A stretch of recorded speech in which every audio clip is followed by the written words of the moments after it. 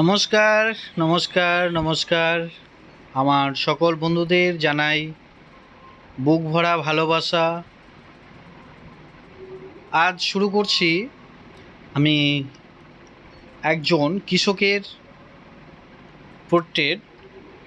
তো এই কৃষকের পোর্ট্রেটটা করার জন্য প্রথমত আমি একটি স্পাইডার বাইন্ডিং খাতা নিয়ে নিলাম। তারপরে আমি পেন্সিল ইরেজার নিয়ে বসে পড়লাম। ঝপ করে চোখ, মুখ, নাক একটা আউটলাইন টেনে নেওয়া হলো। তারপরে চোখের ভ্রুটা ধরলাম, দুটো জায়গায় সমানভাবে রাখার চেষ্টা করছি। যেহেতু কৃষকের বয়স একটু ভারী হয়েছে, তো সেক্ষেত্রে দেখতে কেমন হয় এটার জন্যে আপনাদের ওয়াচ করার জন্য অনুরোধ রইল।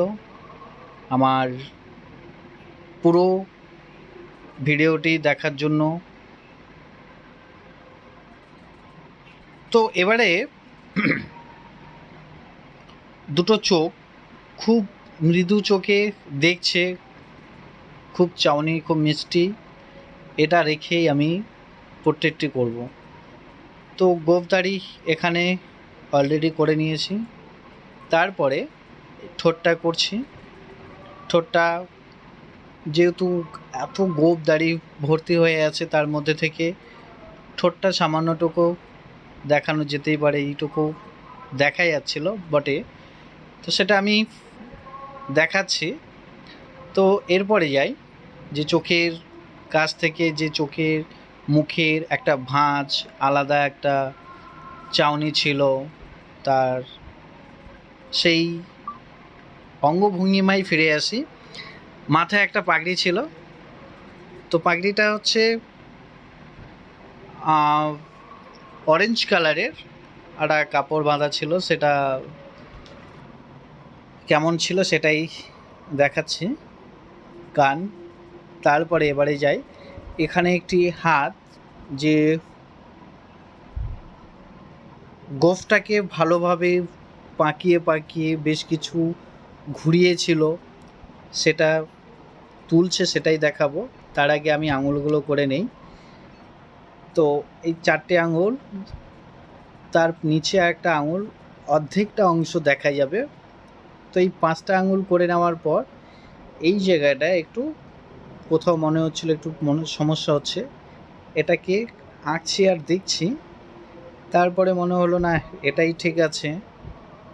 ওইটুকু করার পর যে কৃষক, বুঝতেই পারছেন যে প্রচুর পরিশ্রম, যার ফলে যেটা পায় সেটাই গায়ে দিয়ে বেরোতে হয়। তো এরকম একটা পোশাক পরে আছে। তো একটু সমস্যা দেখাচ্ছিল, মনে হচ্ছিল যে ওটা কি সত্যি আদৌ এরকম করাটা ঠিক হবে না, একটু নিজের মতো করলে দেখতে ভালো লাগবে, এরকম কিছু করব। তো এই রকম ভাবনা করতে করতে আস্তে আস্তে আমি পুরো ফিগারটা এরকম করে দাঁড় করালাম। তো পোর্ট্রেট করব বলেছি যেহেতু, তাহলে পোর্ট্রেটের যতটুকু দেখানো যেতে পারে ততটুকুই করছি, আর বাকিটা ছেড়েই দিলাম। তো এই ছিল আমার আজকের ভিডিওটি। অবশ্যই আপনারা দেখলেন, এবার আপনাদের ওপর ছেড়ে দিলাম। আপনাদের মতামত অবশ্যই কমেন্ট বক্সে জানিয়ে যাবেন। তো ভালো থাকবেন, সুস্থ থাকবেন। দেখা হবে আবার অন্য কোনো ভিডিও নিয়ে। তো টাটা, বাই।